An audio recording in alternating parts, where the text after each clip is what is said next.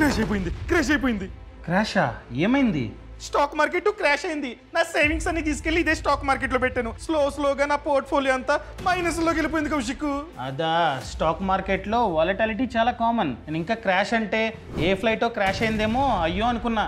ఇలా అయితే నా అలాంటి మిడిల్ క్లాస్ వాళ్ళు సేవింగ్స్ చేసి రిచ్ అవడం చాలా కష్టం. నేను చెప్పేది సరిగ్గా విను. ఫస్ట్ ఆఫ్ ఆల్ మన సేవింగ్స్ అన్ని తీసుకెళ్లి ఒకే చోట ఇన్వెస్ట్మెంట్ చేయకూడదు. నువ్వేం చేసావు? నీ సేవింగ్స్ అన్ని తీసుకెళ్లి స్టాక్ మార్కెట్ లో పెట్టావు. మనం డైవర్సిఫై చేసుకోవాలి. కాస్త సేవింగ్స్ ని స్టాక్ మార్కెట్ లో, కాస్త మ్యూచువల్ ఫండ్స్ లో, కాస్త రియల్ ఎస్టేట్ లో, కాస్త వచ్చేసి గవర్నమెంట్ స్కీమ్స్ లో ఇలా చేసుకోవాలన్నమాట. అలా చేసుకుంటే ఫ్యూచర్ లో మన పోర్ట్ఫోలియో స్ట్రాంగ్ గా ఉంటుంది. పెద్దగా లాసెస్ అనేవి రావడానికి ఛాన్సెస్ తక్కువ ఉంటాయి. సరే, ఇక నుండి డైవర్సిఫై చేస్తా. సెకండ్ వన్ వచ్చేసి నేను చూస్తున్నా, అనవసరమైన వాటి మీద ఎక్కువ డబ్బుని నువ్వైతే స్పెండ్ చేస్తున్నావు. దాన్ని తగ్గించు.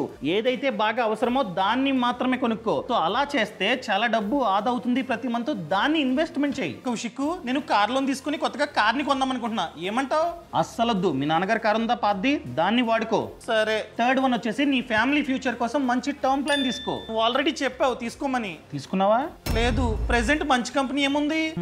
చాలా ఉన్నాయి. వన్ ఆఫ్ ది బెస్ట్ వచ్చేసి axis max life term insurance అనమాట. ఎందుకంటే వీళ్ళ క్లైమ్ సెటిల్మెంట్ రేషియో 99.65% ఉంది. అదే విధంగా సాల్వెన్సీ రేషియో కూడా మంచిగా ఉంది. సో వీళ్ళ వద్ద ₹1,00,00,000 టర్మ్ ప్లాన్ అన్నది 592 పర్ మంత్ అనమాట. అది కూడా డిపెండ్స్ అపాన్ ఏజ్. ఫ్యూచర్ లో నామినీ కనుక క్లెయిమ్ కి అప్లై చేస్తే అడ్వాన్స్ గా 2 లక్షలు ఇస్తారు. అండ్ దాంతో పాటు 1 డేలోనే క్లెయిమ్ సెటిల్మెంట్ అవడానికి వాళ్ళైతే అసిస్టెన్స్ ఇస్తారనమాట. అనగా సపోర్ట్ ఇస్తారు. లింక్ ఎక్కడ? ఛానల్ బయోలో అనగా ఛానల్ ప్రొఫైల్లో లింక్ ఉంది. నువ్వైతే క్లిక్ చేసి డైరెక్ట్ గా తీసుకో. సరే, తీసుకుంటా.